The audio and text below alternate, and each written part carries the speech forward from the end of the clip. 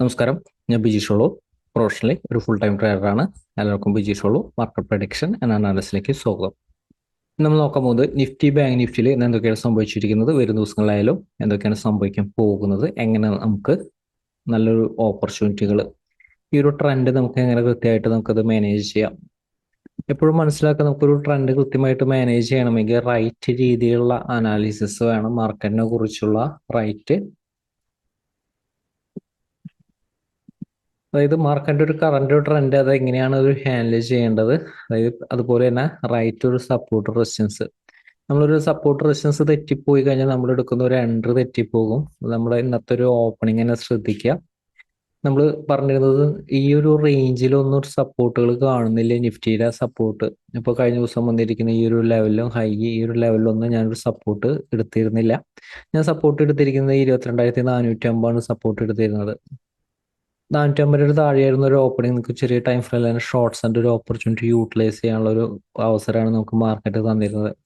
നമ്മൾ ഈ ഒരു ലെവലിൽ നമ്മളൊരു സപ്പോർട്ട് ഓപ്പണിങ്ങിനെ ബേസ് ചെയ്തിട്ട് സപ്പോർട്ട് നിലനിൽക്കാൻ സാധ്യതമായിട്ടുള്ള ഒരു ഏരിയ എന്നാണ് നമ്മൾ സൂചിപ്പിച്ചിരുന്നത്. പക്ഷെ എന്നിരുന്നാലും ഇത് അത്രയും കൂടി സ്ട്രോങ് ആയിട്ടുള്ള ഒരു സപ്പോർട്ട് അല്ല.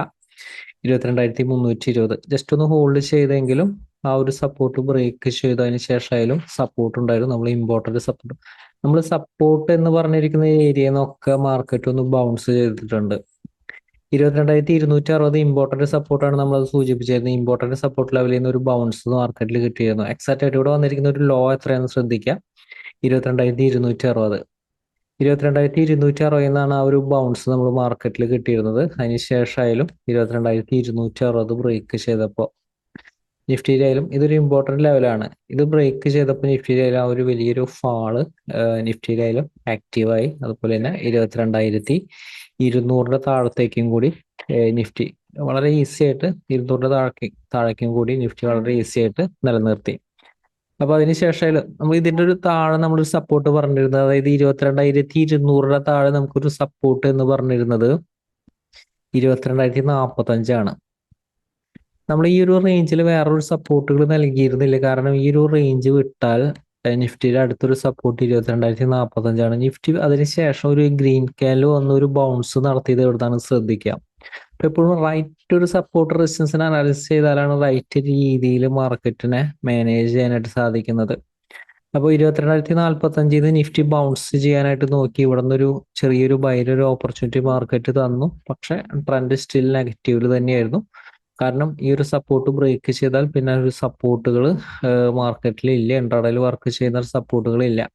അപ്പോൾ നിഫ്റ്റിയിൽ 22,045 ബ്രേക്ക് ചെയ്തതോടുകൂടി നിഫ്റ്റിയിൽ വീണ്ടും ഫാൾ ആക്റ്റീവായി. നിഫ്റ്റി രജിസ്റ്റർ ചെയ്തിരിക്കുന്ന ലോ 21,905 ലോ രജിസ്റ്റർ ചെയ്തിട്ടാണ് 22,000 താഴെയാണ് നിഫ്റ്റിയുടെ ഒരു ക്ലോസിംഗ് നിലനിർത്തിയിരിക്കുന്നത്.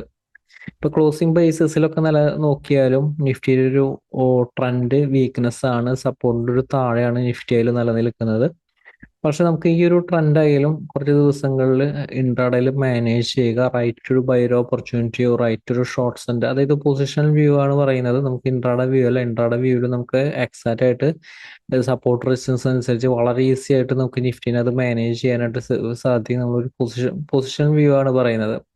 അപ്പോൾ അതുകൊണ്ട് തന്നെ നമ്മൾ കഴിഞ്ഞ ദിവസങ്ങളിലും കഴിഞ്ഞ ആഴ്ചകളിലൊക്കെ പറഞ്ഞിരുന്നു, വലിയൊരു ബൈ ക്യാൻഡിൽ വന്നെന്ന് കരുതി നിങ്ങൾ ബൈയുടെ പൊസിഷൻ എടുത്ത് ഹോൾഡ് ചെയ്യരുത്. ഇൻട്രാഡേയിൽ മാനേജ് ചെയ്താൽ മാത്രമാണ് എക്സാക്റ്റ് ആയിട്ടുള്ള ട്രെൻഡ് നമുക്ക് ക്യാച്ച് ചെയ്യാനായിട്ട് സാധിക്കുന്നത്. അപ്പോൾ വരും ദിവസങ്ങളായാലും നിഫ്റ്റിയുടെ സിറ്റുവേഷൻ എന്ന് പറയുന്നത് നിഫ്റ്റിയിൽ സപ്പോർട്ടുകൾ ഉണ്ട്. ഈ സപ്പോർട്ടിൽ നിന്നൊക്കെ നിഫ്റ്റി ചിലപ്പോൾ ഒരു ബൗൺസ് വന്നേക്കും. റൈറ്റ് കഴിഞ്ഞ ദിവസത്തെ ഒരു വലിയൊരു ഫാള് വന്നു എന്ന് കരുതി അഗ്രസീവ് ആയിട്ടുള്ള ഷോർട്ട്സ് ആൻഡ് ഒരു ഓപ്പർച്യൂണിറ്റി സപ്പോർട്ടിൽ നിന്ന് യൂട്ടിലൈസ് ചെയ്യരുത്. കാരണം മാർക്കറ്റ് ഒരു സപ്പോർട്ടിൽ നിൽക്കുമ്പോൾ, അപ്പൊ ഇന്നത്തെ മാർക്കറ്റ് സിറ്റുവേഷൻ എന്ന് പറയുന്നത് റെസിസ്റ്റൻസിന്റെ താഴെയാണ്. റെസിസ്റ്റൻസിന്റെ താഴെ എപ്പോഴും ഷോർട്ട് സെല്ലിന് ഇമ്പോർട്ടൻസ് നൽകാം. അപ്പൊ അതേപോലെ തന്നെ അപ്പൊ റൈറ്റ് സപ്പോർട്ട് റെസിസ്റ്റൻസ് എടുത്താലാണ് നമുക്ക് കൃത്യമായിട്ടൊരു ട്രേഡുകൾ നമുക്കത് കിട്ടുള്ളൂ. അല്ലെങ്കിൽ ഒരുപാട് ഓവർ ട്രേഡുകൾ വരും. കൃത്യമായിട്ട് അത് മാനേജ് ചെയ്യാനായിട്ട് സാധിക്കില്ല. നമ്മുടെ ഇമോഷണലി ബാലൻസ് ഒക്കെ തെറ്റിപ്പോകും. അപ്പൊ നിഫ്റ്റിനെ ഇപ്പോൾ വരും ദിവസങ്ങളിൽ നമുക്ക് എങ്ങനെ മാനേജ് ചെയ്യാം? വരും ദിവസങ്ങളിലായാലും നിഫ്റ്റിയിലായാലും സപ്പോർട്ട് തൊട്ട് താഴെ സപ്പോർട്ടുകളുണ്ട്. 800ന്റെ അടുത്ത് സപ്പോർട്ടുകളുണ്ട്. അപ്പൊ അതുകൊണ്ട് തന്നെ അതായത് 830 ഞാൻ ഇവിടെ തൊട്ടടുത്ത് സപ്പോർട്ട് ഇട്ടിരിക്കുന്നത് നിങ്ങൾക്കൊരു ബൈര ഓപ്പർച്യൂണിറ്റി ക്വിക്കായിട്ട് കിട്ടി കഴിഞ്ഞാൽ യൂട്ടിലൈസ് ചെയ്യാനാണ്. കാരണം ഈ ഒരു സപ്പോർട്ട് ചെയ്യുന്ന ഒരു ബൗൺസ് ചിലപ്പോൾ വന്നേക്കാം. പക്ഷെ ബൗൺസ് വരണമെങ്കിൽ നിങ്ങൾ എക്സാക്റ്റ് ആയിട്ട് ഈ ഒരു റെസിസ്റ്റൻസിന്റെ മുകളിലേക്ക് കയറണം. അതായത് 21,800 സപ്പോർട്ട് ഹോൾഡ് ചെയ്തുകൊണ്ട് 830 മുകളിൽ ഒരു ക്യാൻഡിൽ ക്ലോസ് ചെയ്ത ബൈര ഓപ്പർച്യൂണിറ്റി യൂട്ടിലൈസ് ചെയ്യാൻ പ്രത്യേകം ശ്രദ്ധിക്കുക.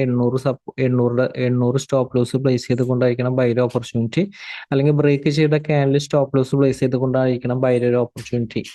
830 സപ്പോർട്ട് ഹോൾഡ് ചെയ്തുകൊണ്ട് 875 മുകളിലേക്ക് സസ്റ്റെയിൻ ചെയ്താൽ ബൈര ഓപ്പർച്യൂണിറ്റി യൂട്ടിലൈസ് ചെയ്യാം. ഓപ്പൺ ചെയ്യുന്നത് പ്രത്യേകം ശ്രദ്ധിക്കുക. പറഞ്ഞിരിക്കുന്ന ഒരു സപ്പോർട്ടിന്റെ ഒരു താഴെയാണ്, 875 താഴെയാണെങ്കിൽ ചെറിയ ടൈം ഫ്രെയിമിലെ ഷോർട്ട്സിന്റെ ഒരു ഓപ്പർച്യൂണിറ്റി യൂട്ടിലൈസ് ചെയ്യാം. പക്ഷേ ഗ്യാപ് ഡൗൺ ഓപ്പണിംഗ് ആയിരുന്നാലും സപ്പോർട്ടിലാണോ എന്ന് പ്രത്യേകം ശ്രദ്ധിക്കണം. അതായത് 21,900 താഴെ സപ്പോർട്ട് ഉണ്ട്. ആ ഒരു സപ്പോർട്ടിൽ നിന്നാണ് നിഫ്റ്റി ഒന്ന് ബൗൺസ് ചെയ്യാനായിട്ട് അവസാനത്തെ ഒരു സെക്ഷനിൽ ഒന്ന് ശ്രമിച്ചിരിക്കുന്നത്. പക്ഷെ അതിന്റെ തൊട്ട് താഴെയാണ്. In case gap down opening ആയാലും കഴിഞ്ഞ ദിവസത്തെ ലോറെ താഴെയായാലും നിഫ്റ്റിയിൽ അഗ്രസീവ് ആയിട്ടുള്ള ഷോർട്ട്സിന്റെ ഒരു ഓപ്പർച്യൂണിറ്റി യൂട്ടിലൈസ് ചെയ്യുമ്പോൾ ശ്രദ്ധിക്കുക.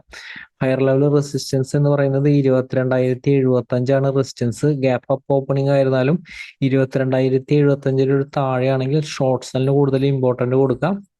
ചെറിയ ടൈം ഫ്രെയിമിലോ വലിയ ടൈം ഫ്രെയിമിലോ ഷോർട്ട്സിന്റെ ഓപ്പർച്യൂണിറ്റി കിട്ടി കഴിഞ്ഞാൽ യൂട്ടിലൈസ് ചെയ്യാവുന്നതാണ്. 22,075 താഴെ. 22,075 മുകളിലാണെങ്കിൽ അഗ്രസീവ് ഷോർട്ട്സിന്റെ ഓപ്പർച്യൂണിറ്റി യൂട്ടിലൈസ് ചെയ്യരുത്. 22,020 വരെ ചിലപ്പോൾ ബൗൺസ് ചെയ്തേക്കാം. 22,020 മുകളിലും നിലനിന്ന് കഴിഞ്ഞാൽ 22,260, 22,220, 260 ഇതൊരു സ്ട്രോങ് ആയിട്ടുള്ള റെസിസ്റ്റൻസ് റേഞ്ച് ആണ് വരുന്നത്.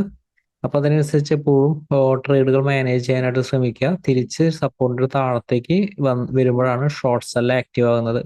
ഈ പറഞ്ഞിരിക്കുന്ന റേഞ്ചിൽ അല്ലെങ്കിൽ എക്സാക്റ്റ് ആയിട്ട് സപ്പോർട്ട് ചെയ്യുന്നുള്ള ഒരു ഓപ്പർച്യൂണിറ്റിക്ക് ആയിട്ട് വെയിറ്റ് ചെയ്യുക. റെസിസ്റ്റൻസിന്റെ മുകളിലേക്ക് സസ്റ്റെയിൻ ചെയ്യാനോ അല്ലെങ്കിൽ റെസിസ്റ്റൻസ് തട്ടി താഴത്തേക്ക് വരുന്ന ഷോർട്ട്സിന്റെ ഒരു ഓപ്പർച്യൂണിറ്റി യൂട്ടിലൈസ് ചെയ്യാനോ ഒക്കെ ആയിട്ട് വെയിറ്റ് ചെയ്യുക. ലോവർ ലെവലിൽ ഈ ഒരു സപ്പോർട്ട് ലെവലിൽ നിന്ന് അഗ്രസീവ് ആയിട്ടുള്ള ഷോർട്ട്സിന്റെ ഓപ്പർച്യൂണിറ്റി യൂട്ടിലൈസ് ചെയ്യാതിരിക്കുക. ഇൻ കേസ് ഷോർട്ട്സിന്റെ ഓപ്പർച്യൂണിറ്റി യൂട്ടിലൈസ് ചെയ്യുന്നുണ്ടെങ്കിൽ ക്വിക്കായിട്ട് പറയുന്ന ഒരു സപ്പോർട്ടിൽ ഹോൾഡ് ചെയ്യുന്നുണ്ടെങ്കിൽ ക്വിക്കായിട്ട് ബുക്ക് ചെയ്യുക. 800 താഴെ കുറച്ച് 710 സപ്പോർട്ട്. 710 താഴെ കുറച്ച് അധികം താഴെയാണ് അടുത്ത സപ്പോർട്ട് വരുന്നത്. 21,550 സപ്പോർട്ട് വരുന്നത്. അപ്പൊ നിഫ്റ്റിയിൽ അതിൽ ഇത്തരം ലെവലുകൾ ഫോളോ ചെയ്തുകൊണ്ട് ഒരു ദിവസത്തെ ഒരു ട്രെൻഡിൽ ഇൻട്രാഡേ ട്രെൻഡിൽ കൃത്യമായിട്ട് നിലനിൽക്കാനായിട്ട് സാധിക്കും. ബാങ്ക് നിഫ്റ്റി ഇന്നത്തെ ഒരു സിറ്റുവേഷൻ നോക്കുക. ബാങ്ക് നിഫ്റ്റിയുടെ റെസിസ്റ്റൻസ് നമ്മൾ 47,500. Bank Nifty gap up opening ആയിരുന്നു. അപ്പൊ നമ്മൾ എപ്പോഴും പറയാറുണ്ട് സപ്പോർട്ടിൽ നിന്നുള്ളൊരു ബൈക്കോ സപ്പോർട്ടോ റെസിസ്റ്റൻസോ ബ്രേക്ക് ചെയ്തുള്ള ഒരു ബൈയോ അത്തരം ഓപ്പർച്യൂണിറ്റിക്ക് കൂടുതൽ ഇമ്പോർട്ടൻസ് നൽകാം. ബാങ്ക് നിഫ്റ്റി ഈ ഒരു റേഞ്ചിലാണ് ഓപ്പൺ ചെയ്തിരുന്നത്. നമ്മൾ എക്സാക്റ്റ് ആയിട്ട് നമ്മളൊരു സപ്പോർട്ട് ചെയ്യുന്നത്. അതായത് കഴിഞ്ഞ ദിവസത്തെ ഈ ഒരു ലെവല് ബ്രേക്ക് ചെയ്തു എന്ന് കരുതി ഷോർട്ട്സിന്റെ ഓപ്പർച്യൂണിറ്റി യൂട്ടിലൈസ് ചെയ്താൽ അവിടെ ഫെയിലിയർ ആവും. ഇപ്പൊ എപ്പോഴും റൈറ്റ് ഒരു സപ്പോർട്ടാണ് എപ്പോഴും റൈറ്റ് ആയിട്ടുള്ള ഒരു ട്രേഡുകൾ എടുക്കാനായിട്ട് നമ്മളെ സഹായിക്കുന്നത്. ഈ 47,200 താഴെ ഒരു ക്യാൻഡിൽ ക്ലോസ് ചെയ്ത ഷോർട്ട്സിന്റെ ഒരു ഓപ്പർച്യൂണിറ്റി യൂട്ടിലൈസ് ചെയ്യാമെന്ന് പറഞ്ഞിരുന്നു. 47,200 താഴെ ഇതാണ് നമുക്കൊരു ഷോർട്ട്സിന്റെ ഒരു ഓപ്പർച്യൂണിറ്റി തന്നിരിക്കുന്ന ഒരു ക്യാൻഡിൽ. 47,200 അടുത്തുനിന്ന് നല്ലൊരു ബൗൺസ് കിട്ടിയായിരുന്നു. റെസിസ്റ്റൻസിന്റെ അടുത്ത് എത്തിയപ്പോഴേക്കും പ്രോഫിറ്റ് ബുക്കിംഗ് വന്നിരുന്നു. അതിനുശേഷം 47,200 താഴെ സപ്പോർട്ട് നമ്മൾ നൽകിയിരിക്കുന്നത് 46,900 ആണ്. ഈ ഒരു ലെവൽ വരെയാണ് പിന്നെ എക്സ്പെക്ട് ചെയ്യേണ്ടത്. ബാങ്ക് നിഫ്റ്റി കാരണം ഈ ഒരു ലെവൽ വിട്ട് ഇതിന്റെ മുകളിലേക്ക് സസ്റ്റെയിൻ ചെയ്യാൻ പറ്റിയില്ലെങ്കിൽ ഇവിടെ നിന്നൊക്കെ ഒരു ബൗൺസ് ചിലപ്പോൾ മാർക്കറ്റിൽ വന്നേക്കാം. ഇത് റൈറ്റ് ഒരു സപ്പോർട്ട് അല്ല. അപ്പൊ റൈറ്റ് ഒരു സപ്പോർട്ട് എന്നുള്ള ഒരു ബൈ ഒന്ന് എടുത്തു കഴിഞ്ഞാൽ അത്ര ഒരു ആക്യുറസി കിട്ടില്ല. ഇപ്പൊ കഴിഞ്ഞ ദിവസത്തെ ഈ ഒരു ലെവലിൽ നിന്നൊക്കെ അതൊന്നും റൈറ്റ് ഒരു സപ്പോർട്ടായിട്ട് ആക്ട് ചെയ്യില്ല. കാരണം 47,200 ബ്രേക്ക് ചെയ്ത വീക്ക്നെസ് ആണ്. അപ്പൊ അതുകൊണ്ടാണ് ഈ ഒരു സപ്പോർട്ട് നമ്മളത് എടുക്കാത്തത്.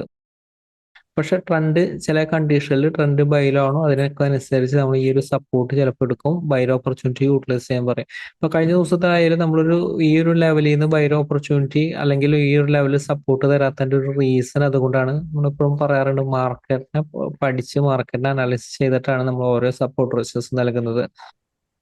46,900 സപ്പോർട്ടിനെ കുറിച്ച് പറഞ്ഞത് ഇതിന്റെ താഴെ വന്ന് ഇതിന്റെ മുകളിലേക്ക് കയറി കഴിഞ്ഞാൽ ബൈർ ഓപ്പർച്യൂണിറ്റി ആണ്. ഈ ഒരു ലെവലിൽ നിന്ന് ഷോർട്ട്സിന്റെ ഒരു പൊസിഷൻ കാരണം ഇതിന്റെ ഒരു താഴെ വന്ന് ഇതിന്റെ മുകളിലേക്ക് സസ്റ്റെയിൻ ചെയ്താൽ ഷോർട്ട്സിന്റെ ഒരു പൊസിഷൻ എക്സിറ്റ് ചെയ്യുക. ഇതാണ് ഈ ഒരു സപ്പോർട്ട് ലെവലിൽ നമുക്കത് എക്സാക്റ്റ് ആയിട്ട് നമുക്കത് ചെയ്യാനായിട്ട് സാധിക്കുന്നത്.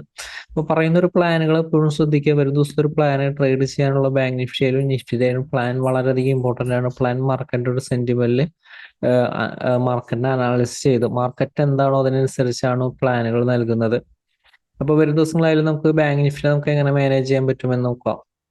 ബാങ്ക് നിഫ്റ്റിയിലും ഹയർ ലെവൽ റെസിസ്റ്റൻസ് ശ്രദ്ധിക്കുക. 47,200 ഹയർ ലെവൽ റെസിസ്റ്റൻസ് ആയിട്ട് ആക്ട് ചെയ്യും.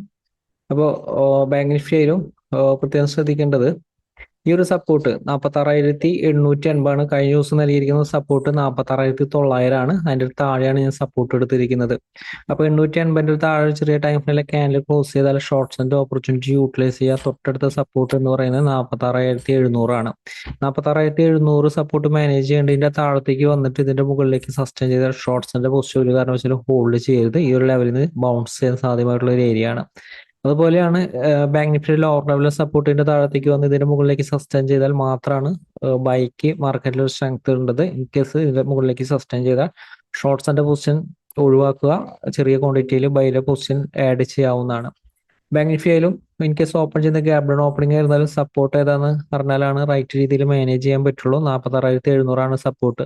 സപ്പോർട്ടിന് മുകളിൽ നിലനിൽക്കുമ്പോൾ ഷോർട്ട്സിന്റെ പൊസിഷൻ അഗ്രസീവായിട്ട് യൂട്ടിലൈസ് ചെയ്ത് ഇതിന്റെ മുകളിൽ നിന്ന് 880 മുകളിലേക്ക് സസ്റ്റെയിൻ ചെയ്താൽ ഒരു ബൗൺസ് ചിലപ്പോൾ കിട്ടിയേക്കാം. പക്ഷേ ക്വിക്കായിട്ടുള്ള ഒരു പ്രോഫിറ്റ് ബുക്കിംഗ് എപ്പോഴും സേഫ് ആണ് വരുന്നത്. ഇൻ കേസ് ഓപ്പൺ ചെയ്യുന്ന ഗ്യാപ്പ് അപ്പ് ഓപ്പണിംഗ് ആയിരുന്നാലും റെസിസ്റ്റൻസിന്റെ ഒരു താഴെയുള്ള ഒരു ഓപ്പണിംഗ് ഒക്കെ ബാങ്ക് നിഫ്റ്റിയിൽ ഷോർട്ട്സിന് കൂടുതൽ ഇമ്പോർട്ടന്റ് നൽകാവുന്നതാണ്. ഹയർ ലെവലിൽ റെസിസ്റ്റൻസ് 47,200 റെസിസ്റ്റൻസ് ആയിട്ട് കാണുന്നത്. അപ്പോൾ ബാങ്ക് നിഫ്റ്റിയിലും നിഫ്റ്റി ആയാലും ഇത്ര ലെവലുകൾ ഫോളോ ചെയ്താൽ എക്സാക്റ്റ് ആയിട്ടുള്ള ഒരു ട്രെൻഡിൽ നമുക്ക് നിലനിൽക്കാനായിട്ട് സാധിക്കും. മാർക്കറ്റിൽ വലിയ അവസരമായിട്ട് നമുക്ക് ഒരു ദിവസം അപ്ഡേറ്റിൽ വീണ്ടും കാണാം. എല്ലാവരെയും വലിയ ഷെയറുകളും കമ്പനികളും പ്രതീക്ഷിക്കുന്നു. എല്ലാവർക്കും നന്ദി.